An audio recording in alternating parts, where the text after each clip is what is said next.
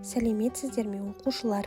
Бүгін біз 7 сынып оқушыларына қазақ тілі пәні бойынша 7-8 тақырыпты өтетін боламыз.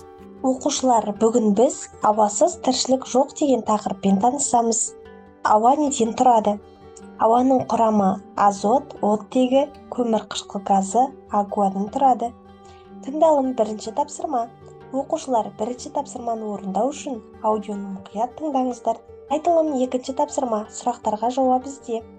Құрлықты құрайтын қанша континентті білесің?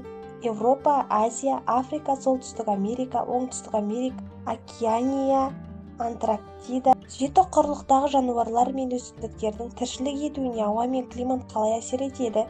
Тіршілік етуге әсері зор. Тіршілік бастапқыда судан басталып, біртіндеп жер бетіне көшті дегенді қалай түсінесің? Мен бұл пікірге толықтай келісемін. Жазылым үшінші тапсырма. Ауадағы тіршілік көздері деген тақырыпқа кластер жаса, ойларыңды дәлелде. Ауадағы тіршілік көздері адамдар, жануарлар, құстар, микроағзалар. Айтылым төртінші тапсырма. Оттегін қолданатын салалар туралы ой бөлісіңдер.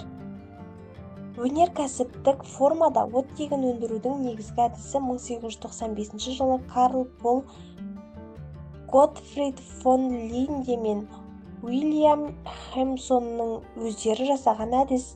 Бұл әдіс бүгінгі күнге кейбір түрлендірулер мен қолданылуда. Процесс ауа буын конденсациялау және оны жою үшін ауаны сұғудан басталады.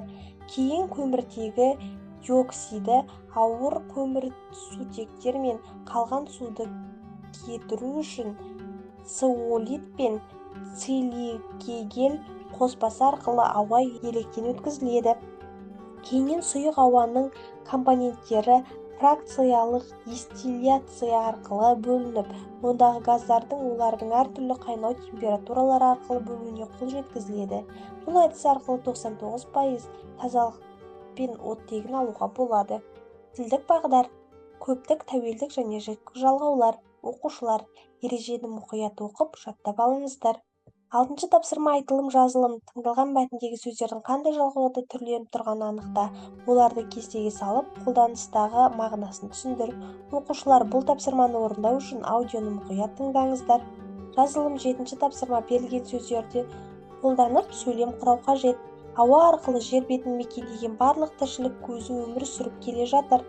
Қатты жел тұрды, айналаның барлығын шаңдатып жіберді. Азоттың пайдасы біз үшін бар ма? Оттегісіз біз бірнеше минут қана өмір сүре аламыз. 8-ші тапсырма. Оқылым тапсырмасы. Оқушылар, мәтінді мұқият оқыңыз. Айтылым 9-ші тапсырма. Мәтіндегі ақпараттар бойынша өз пікіріңді дәлелде. Менің ойымша, қазақ халқы ғаламшардың жағдайын жақсы білген, себебі мен оны аңыздар мен өлең жырлар арқылы көрініс табады деп түсіндіремін. Оны мен Темірқазық, Үркер, Таңшолпан туралы деректер мен мысалдармен дәлелдей аламын. Осыған байланысты мен жұлдыздардың адамдарға пайдасы көп деген шешімге келдім. Жазылым 10-ші тапсырма. Мәтіннен алынған төмендегі етістіктерді пайдаланып сөйлемдер құраңдар. Қазақ халқы ежелден аспан денелерін қадағалап бақылап отырған, оларға байланысты аңыздар шығарған. Бұл көрсетуге, жарық беруге байланысты орналасу тәртібін жақсы білген. Жазылым 11-ші тапсырма. Қазақ халқының ауа райын болжау деген тақырыпқа эссе жазыңыз. Оқушылар шағын ғана мәліметті пайдаланып, эссеңізге қоссаңыз болады. 12-ші тапсырма. Шығу парағы. Өзіңді және бір-біріңді бағалаңдар. Оқушылар, 12-ші тапсырманы орындау арқылы бүгінгі сабақтың алған білімдеріңізді бағалап шығыңыздар. Оқушылар, осымен бүгінгі біздің сабағымыз аяқталды. Менің YouTube каналыма тіркеліп, лайк басып, пікір жазуды ұмытпаңыз. Келесі сабақты жіберіп алмаңыз. Сау болыңыз.